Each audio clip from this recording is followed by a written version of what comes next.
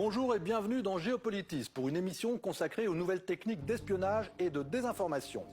L'affaire Pegasus, révélée en 2021, fait l'objet d'un film présenté au FIFDH. Retour sur cette incroyable opération d'infiltration de dizaines de milliers de téléphones portables. Les tensions entre Pékin et Washington autour des ballons espions chinois montrent que l'espionnage entre États reste toujours aussi sensible.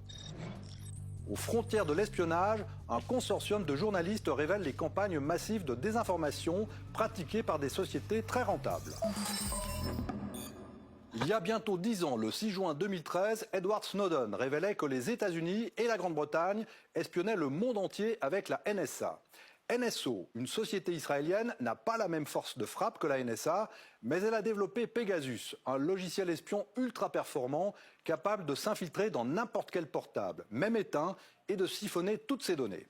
Une quarantaine de pays avaient acquis ce logiciel au moment de la révélation de l'affaire par le consortium de journalistes internationaux rassemblés autour de Forbidden Stories, dont nous recevrons le directeur et fondateur, Laurent Richard. Vendu très cher pour traquer les réseaux criminels ou terroristes, Pegasus a été dévoyé pour espionner des journalistes, des opposants politiques et activistes, mettant en danger leurs contacts, comme dans le cas du meurtre de l'opposant saoudien Jamal Khashoggi. Le fait qu'Emmanuel Macron ait vu le Maroc espionner son portable grâce à Pegasus, ce que le Maroc nie, a évidemment fait beaucoup pour la notoriété de NSO. Une société qui a perdu de nombreux contrats depuis ces révélations, mais une vingtaine d'autres se sont engouffrés dans ce marché très rentable et sans règles. On regarde un extrait du film Projet Pegasus avant de retrouver notre invité dans le cadre du FIFDH où le film était présenté. On va se faire un brief là, il faudrait qu'on éteigne tous nos téléphones portables et on les met tous dans la pièce à côté.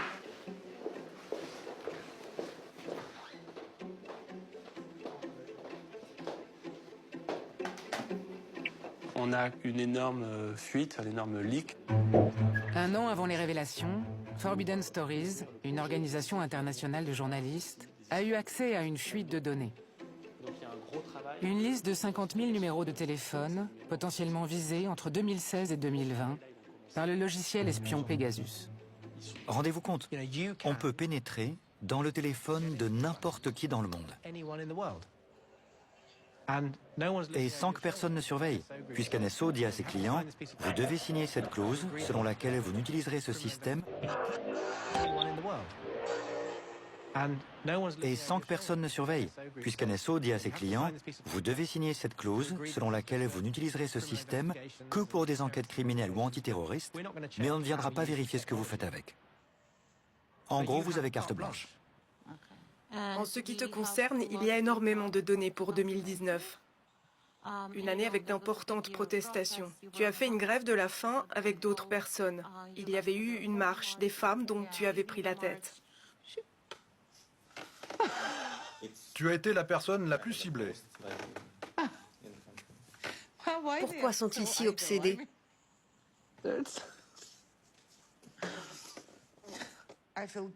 Je me sens coupable pour les messages que j'ai envoyés. Je me sens coupable pour les sources qui me transmettent des informations en croyant que les canaux de messagerie chiffrés sont... Je me sens coupable pour les messages que j'ai envoyés. Je me sens coupable pour les sources qui me transmettent des informations en croyant que les canaux de messagerie chiffrés sont sûrs. Ils l'ont fait sans savoir que mon téléphone était infecté. Ces entreprises sont extrêmement prédatrices et leur proie, c'est nous tous, un nous mondial. Peu importe qui vous êtes et ce que vous faites, votre position ne vous protège pas. Vous êtes Premier ministre, devinez quoi, vous êtes sur la liste. Vous êtes juge à la Cour suprême, vous êtes sur la liste. Vous êtes une personne ordinaire, devinez quoi, vous êtes aussi sur la liste. Nous ne serons pas en sécurité tant que nous n'aurons pas changé le jeu. Bonjour Laurent Richard. Bonjour. Vous avez fondé Forbidden Stories, un consortium de journalistes dédiés à la protection et surtout à la poursuite du travail de journalistes assassinés ou de journalistes en danger. On vient de voir plusieurs extraits du film Pegasus, un espion dans votre poche, qui est présenté ici au FIFDH. Alors évidemment, première question, est-ce que c'est la plus grosse révélation depuis l'affaire Snowden ?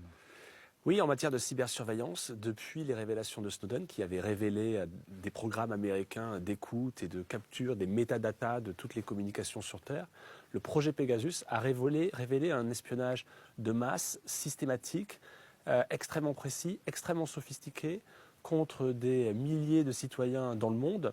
Officiellement, c'était censé être un système, un logiciel d'espionnage fait pour écouter et intercepter les communications de terroristes et de criminels. En réalité, on a découvert et on a révélé que des militants des droits de l'homme, des journalistes, des opposants politiques, des dissidents étaient traqués par ce même logiciel utilisé par des dizaines d'États. En 2 mots, ce logiciel, il fonctionne comment? C'est l'un des logiciels les plus sophistiqués qui ait jamais été inventé. Et c'est une arme. En fait, en réalité, on parle d'une arme militaire utilisée contre des civils. C'est produit par des gens qui ont un background militaire. C'est un logiciel ultra sophistiqué qui est capable d'activer le micro de votre téléphone, d'activer la caméra de votre téléphone, d'aller chercher vos emails, vos photos, vos vidéos, les mots de passe que vous avez enregistrés sur votre téléphone. Bref, c'est un logiciel qui permet de savoir tout sur vous, même plus que vous-même, puisqu'il a accès à toutes les informations, y compris vos communications, évidemment, avec vos interlocuteurs. Donc quand vous êtes un journaliste et que vous discutez avec une source, vous êtes en danger et vos sources sont en danger. De la même façon, si vous êtes un dissident et que vous essayez de fuir un pays, vous serez en danger et vous serez traqué grâce à ça ou à cause de ça. Et on le voit bien, effectivement, dans l'extrait qu'on a passé, cette journaliste azerbaïdjanaise qui découvre horrifiée que tous ces contacts ont pu être écoutés. Oui, et c'est ce qu'il faut rappeler, c'est que c'est absolument totalement traumatisant que d'être victime d'un cyberespionnage. Et c'est ce que je pense la société civile, le législateur, nos décideurs n'ont pas assez compris ou entendu. On parle d'une arme militaire utilisée encore une fois contre des civils. Et quand on découvre comme Khadija Ismailova, journaliste en Azerbaïdjan, qui travaille dans une dictature, qui essaye d'informer l'opinion publique de faits de corruption gravissimes, quand elle découvre qu'elle est visée et hackée par Pegasus, ben c'est un traumatisme absolu pour elle, mais aussi pour ses proches, pour toutes les personnes qui ont pu lui faire confiance un jour et discuter avec elle.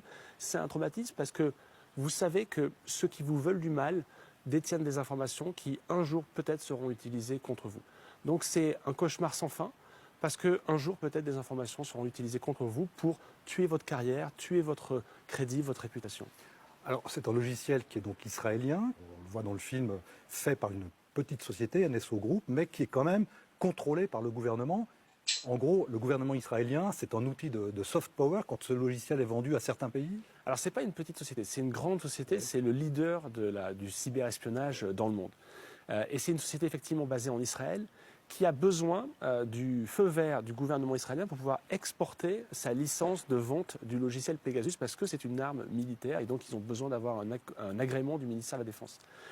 C'est officiellement, NSO Group n'a pas connaissance des cibles qui sont surveillées par les clients auxquels ils vendent le logiciel. Et nous, on n'a pas pu effectivement le démontrer. Donc le gouvernement israélien derrière a utilisé effectivement NSO Group et a accompagné NSO Group dans les différentes visites d'État de Benjamin Netanyahu, par exemple, dans certaines visites officielles, s'est servi de NSO Group et de son logiciel Pegasus pour créer et signer des contrats et avoir des relations commerciales avec différents pays. Donc ça a été aussi un outil de soft power pour le gouvernement israélien, oui. On voit aussi, dans cette vaste enquête qui met en œuvre plusieurs dizaines ou une centaine de journalistes, la difficulté de coordonner tout ça. C'est pas évident. Oui, c'est très difficile et chronophage. Je veux rendre ici hommage à Sandra Rodrigo, qui est la coordinatrice des projets de Forbidden Stories. C'est un travail sur tous les fuseaux horaires, toutes les latitudes. Il faut mettre tout le monde d'accord, organiser un travail collaboratif, mettre les égos de côté, faire travailler 100 personnes ensemble, qu'elles soient journalistes ou qui viennent d'un autre secteur professionnel.